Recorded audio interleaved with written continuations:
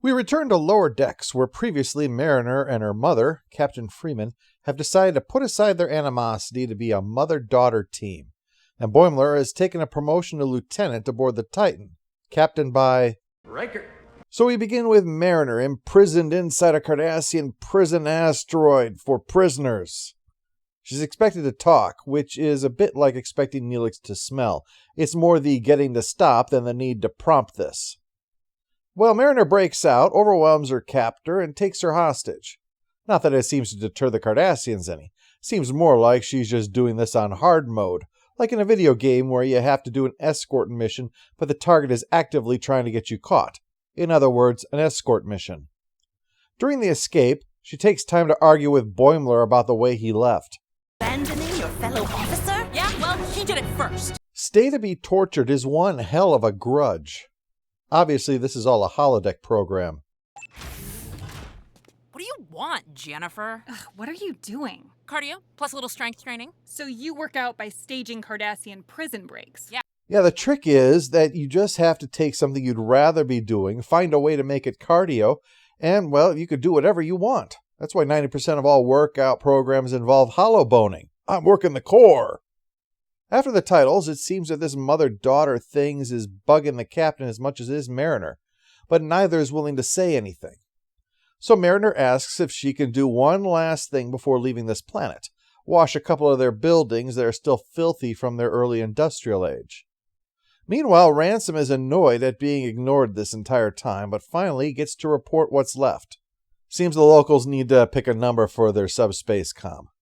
I'd go with 1, personally. It's very easy to remember, and most are probably too clever for their own good and never picked it. Meanwhile, everyone seems to have otherwise accepted that Boimler's gone, shown by the fact his bunk is filled with their crap.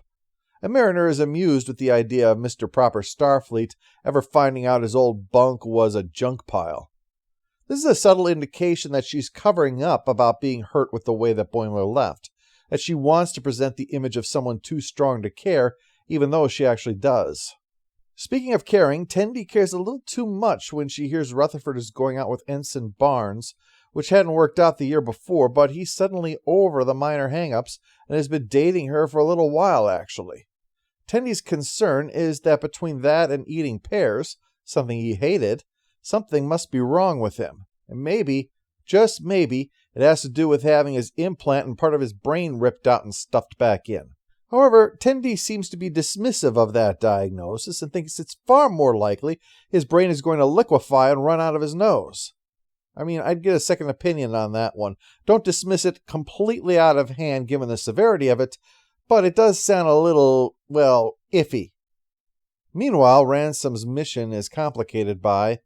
Mariner, could you grab me some more pads? Ooh, no can do, sorry. Sort of busy with, whatever I feel like doing. having a subordinate who's not actually subordinate to him. She's getting the stuff to power wash the buildings, which means literally washing them with power. That's fine until it comes to this big amber globe thing, which either from the sun or the power from the power washer or who knows, Ransom's sense of command impotence, it really starts doing some scary stuff. Ransom rushes to protect Mariner and gets zapped for his troubles, which Dr. Ta'ana identifies as strange energies, the same kind of shit that affected Gary Mitchell. Now unhand me! I must rise! I'd certainly call it odd, and not sure I'd go as far as strange. He has already attained the power to heal his body, like Wolverine, and also to read minds, like Professor X, and to shoot rainbows out of his hand, like Superman. This case of accidentally turning her first officer into an evolving being is interrupted by a call from Captain Freeman's husband, the Admiral. Things could go really well for her after that victory over the Packlids, he says. She just needs to not screw this up. Speaking of painful situations, Tendi is putting a bunch of shocking devices all over Rutherford to try to treat his condition. Whatever this cures, I think I'd rather just have it. Rutherford eventually decides he's not going along with this shit, so Tendi goes for... Looks like I'm gonna have to resort to more extreme methods. The medical rifle, for jobs too big for the medical phaser. Meanwhile, Ransom gets rid of the moon because it displeases him. Damned if I know why. Maybe he has a fear of werewolves. I will create a race of Ransomites! Can the universe handle that much douche in one place? Mariner and her mom argue over what to do. Mariner wants to blast him with the power washer, but the captain thinks it'll just make this worse. Dr. Ta'ana says that Gary Mitchell was dealt with by dropping a boulder on him, but we seem to be past the boulder stage. I'm not seeing us bouldering our way out of this one. Attention, Starfleet, we have a code Easter Island. Speaking of crazy, Tendi ambushes Rutherford's date so she can shoot him. He could take out the rifle, but then she whips out her hyposprays and chases after him like it's the Grey's Anatomy episode of The Most Dangerous Game. Meanwhile, everyone else is dealing with an attacking giant head. Dr. Ta'ana figures they should try the old how much is too much strategy and flood him with power. The reason is, do you have a better idea? Which I've always wanted to answer with, no, but I couldn't come up with a worse idea either. And sure enough, all giving him more power does is make him more powerful. Oops. I do have a better idea. Don't do that again. Well, Captain Freeman figures, I tried shooting him. Guess it's time for diplomacy. This doesn't work either, but it's more that he's just pissed that Mariner has taken his place as the captain's number one. Especially because Mariner doesn't appreciate the role that he does. He starts biting the saucer section, but this is just his way of acting out his frustrations, I think. And I'm being legit serious here. He has the power to get rid of the moon. He can do whatever he likes to this ship, and all he's doing is pointlessly gnawing it. That, to me, is a neophyte god's version of punching a cushion. Speaking of psychological considerations, Tendi explains why she's convinced something's wrong with him. Changed your opinion on so many things. I was worried that if I didn't do something, you might decide you didn't like me anymore, too.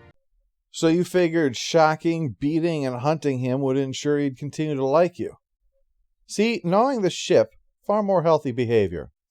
Rutherford and Tendi work past their problems, and Captain Freeman apologizes to Ransom for letting him get caught in the middle of her complicated stuff with Mariner.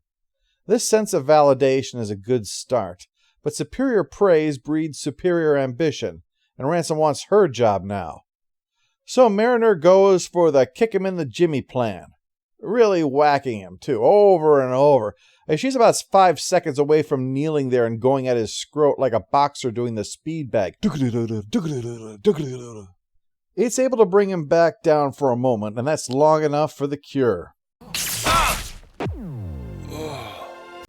So everything's wrapped up. Mariner and Captain Freeman resolve things by admitting they should stop with the resolution, dial it back a lot at least. And that leaves the closure for the episode.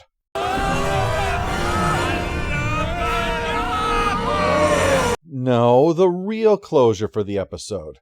Paris.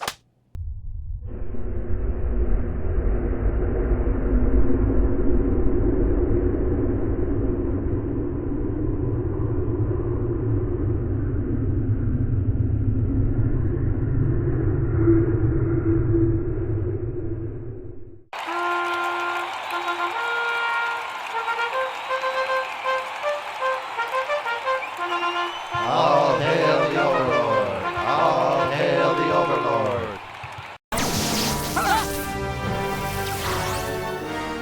Hey, don't transform my constituents! Ooh, do me, sir!